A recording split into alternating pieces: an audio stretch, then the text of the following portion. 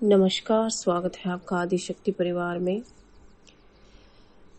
एक बाबा ही हैं वो शायद, और तंत्र मंत्र के क्षेत्र में है। उन्होंने एक बात मेरे से पूछी है कि क्या आप किसी ऐसे व्यक्ति को जानती हैं जो पर काया प्रवेश सिद्धि करते हों, या आपने कभी उनके बारे में सुना हो, तो आप कृपया इसके ऊपर वीडियो बनाइए और इस सिद्धि के ऊपर प्रकाश डालिए। और वो भी कुछ आध्यात्मिक मार्ग में है या तंत्र मंत्र के मार्ग में है। ज़्यादा परिचय हम उनका नहीं देंगे यहाँ पे। तो उनके जो प्रश्न है उनका मैं उत्तर करूँगी। देखिए, मैंने बिल्कुल प्रत्यक्ष तो किसी को ऐसे नहीं देखा है कि जो पर काया प्रवेश की सिद्धि करते हों और उन्होंने मेरे सामने किया हो, ऐसा मैंने किसी को नहीं देखा है। लेकिन जो हमारे गुरु थे उनसे हमने जरूर सुना था। उन्होंने हमें बताया था कि जो उनके परम गुरु हैं वो पर काया प्रवेश करते हैं। एक बार जब उन्हें अपने गुरु का टेलीपैथी के माध्यम से आदेश हुआ कि आप आसाम आओ, तो आसाम जाने के लिए जब वो उत्तराखंड से निकले थे तो उसमें पैदल ही यात्रा होती थी। जंगल से वो लोग जाते थे। कभी कभार ही कोई बैलगाड़ी या किसी अन्य माध्यम का इस्तेमाल करते थे। तो उन्होंने वही प्रसंग हमें बड़े चाव से बीच बीच में कभी बताते थे। तो वही प्रसंग मैं आप लोगों के सामने यहाँ रखूंगी, ठीक है। वैसे तो देखिए, जो इनका दूसरा प्रश्न है कि पर काया प्रवेश की सिद्धि होती है या नहीं, तो निश्चित ही होती है। ये तो होती है, लेकिन इसका जो अभी साक्षात प्रमाण हो या प्रत्यक्ष प्रमाण हो, वो मिलना थोड़ा संभव नहीं है आज के युग में, ठीक है। तो जो हमारे गुरुजी का प्रसंग था, तो वो मैं आपको बताती हूँ कि एक बार जब वो आसाम जाने के लिए उत्तराखंड से निकले थे, तो बीच में जब वो आसाम जा रहे थे तो बीच में जो उन्हें एक किसी गुरु से मिलना था, मतलब गुरु ही आप रख लीजिए, क्योंकि जो उनके परम गुरु थे उनके वो मित्र थे, तो वो भी परम गुरु रख लीजिए आप। तो जो परम गुरु थे, बीच में उनसे मिलना था, तो उन्होंने कहा था कि उनसे मिलते आइएगा। और जब सूर्यास्त हो जाता है तो सूर्यास्त के बाद आपको उन गुरु से नहीं मिलना है, और दिन में ही आप उनकी गुफा में, वो गुफा के एक गुफा में निवास करते थे। तो गुफा में उन्होंने कहा कि दिन में मिलिएगा, रात को आप मत मिलिएगा। तो जो हमारे गुरुजी थे उन्होंने अपने गुरुजी की आज्ञा का पालन किया। तो हुआ यूं कि रास्ते में जब वो वहां पे पहुंचे तो थोड़ा सा पानी वो अपने साथ लेके चलते थे। तो पानी तो उनका खत्म हो गया था और खाने के लिए भी उसमें कुछ नहीं रहा था। तो उनकी गुफा के बाहर जब वो पहुंचे तो वहां पहुंचते सूर्यास्त हो चुका था। और सूर्यास्त हो चुका था तो गुफा के बाहर ही इंतजार करने लगे। गुफा के बाहर उन्होंने कहा कि 3 पत्थर थे, 3 पत्थर पे वो मतलब अपना सिर टिका करके वहीं जो है आराम करने लगे, क्योंकि गुरुजी ने कहा था सूर्यास्त के बाद उनकी गुफा में प्रवेश ना करना। तो उन्होंने अपने गुरुजी की आज्ञा का पालन किया और वो गुफा के बाहर ही पत्थर पे सिर टिका करके आराम करने लगे। क्योंकि काफी दिनों से पैदल चल रहे थे, तो उनके पास पानी और भोजन जो बांध के चल रहे थे वो उस समय खत्म था बिल्कुल ही। तो उनको बहुत जोर की प्यास लगी थी, क्योंकि जहाँ वो पहुंचे थे वहां पे उनको आसपास किसी झरने या किसी नदी इत्यादि का कोई ज्ञान नहीं था कि आसपास है या नहीं है। क्योंकि जब गुरुजी के जीवन की घटना घटित हुई थी तब वो 27-28 साल मात्र के थे, और उस समय वो अपने गुरुजी की आज्ञा का जो पालन था वो बिल्कुल आंख मूंद के करते थे। तो पूरी रात उनको प्यास लगी रही और जब उनको प्यास लगी रही तो वो छटपटाते रहे कि कभी इधर को कभी उधर को, क्योंकि प्यास लगी हो तो इंसान ज़्यादा देर सो तो सकता है नहीं। और जो जहाँ पर वो लेटे हुए थे वो गुफा की जरा दाईं साइड को 3 पत्थर थे वहीं पे। तो उन्होंने देखा कि एक बड़ी बड़ी मोटी मोटी खड़ाऊ पहन के एक दिगंबर बाहर आ रहे हैं, मतलब दिगंबर साधु।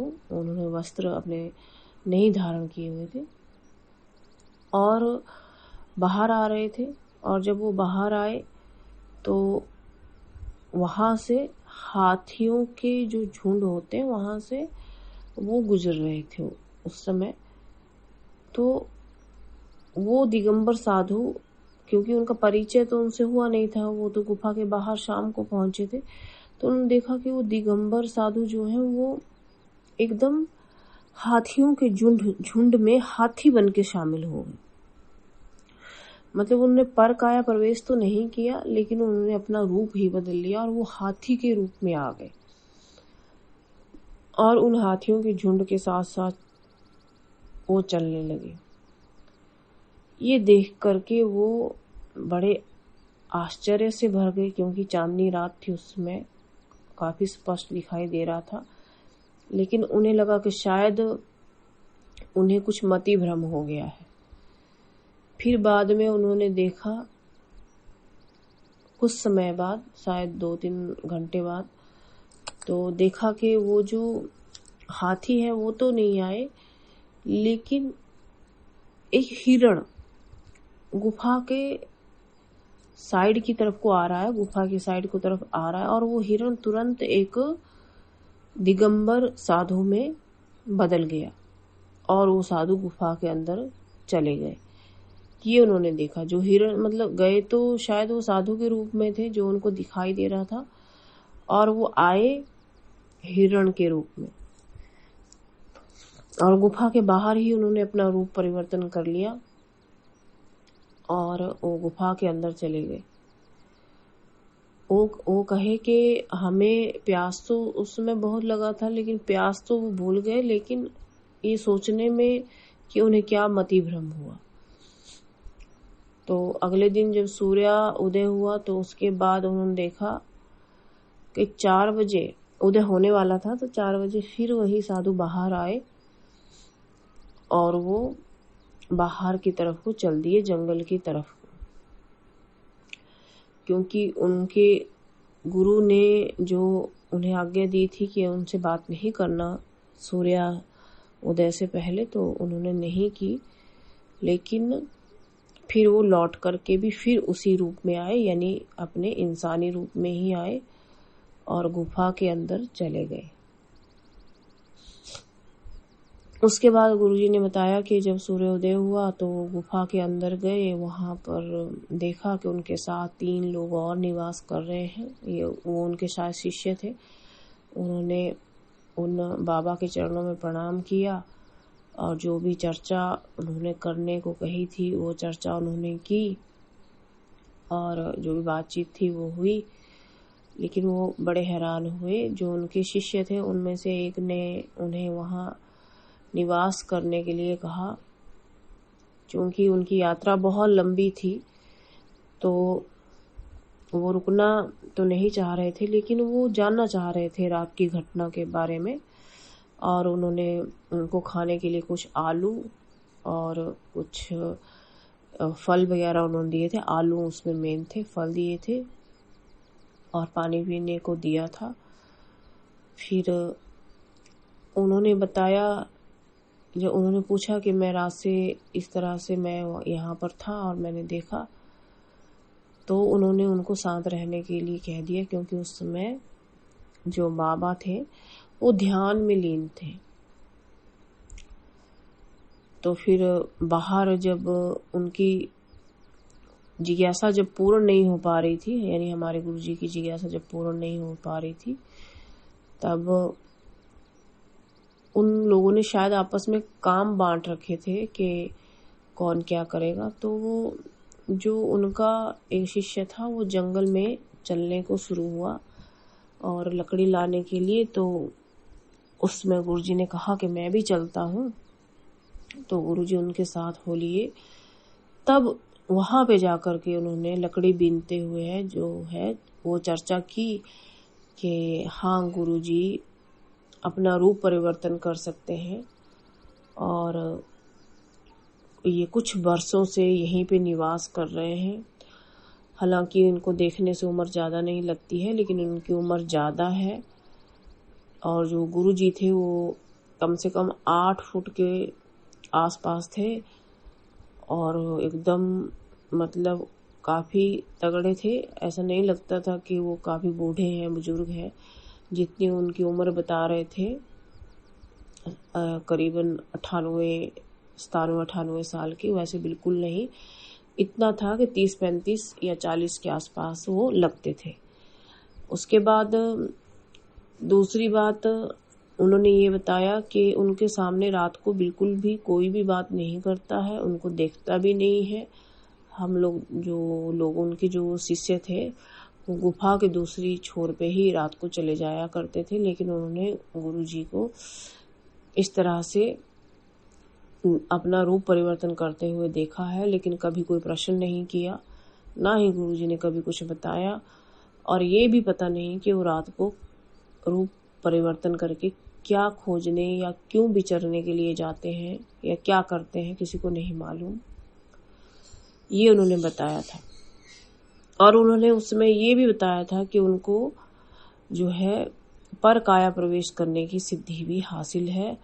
और जब गुरुजी 108 वर्ष के हो जाएंगे तब ये अपना जो है शरीर परिवर्तन करेंगे, दूसरी की काया को धारण करेंगे।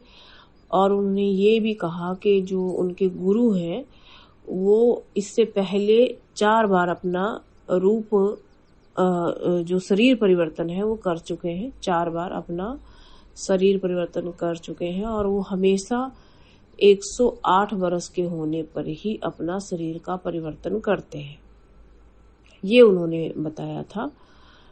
और ये जो घटना है, जब हमारे गुरुजी सिद्ध पुरुष हुए उसके बाद ये अपने शिष्यों को बड़े चाव से उनके बारे में बताया करते थे। यही सब मुझे मालूम है, लेकिन आप लोगों से निवेदन है कि इससे ज़्यादा अगर आपने जानना हो तो कॉल ना करें, क्योंकि जो जानकारी मुझे है वो मैंने इस वीडियो में दे दी है। एक और सिद्ध महात्मा के बारे में बात करेंगे जो आज भी हमारे बद्री में निवास करते हैं, उनके विषय में हम चर्चा करेंगे अगले वीडियो में। नमस्कार।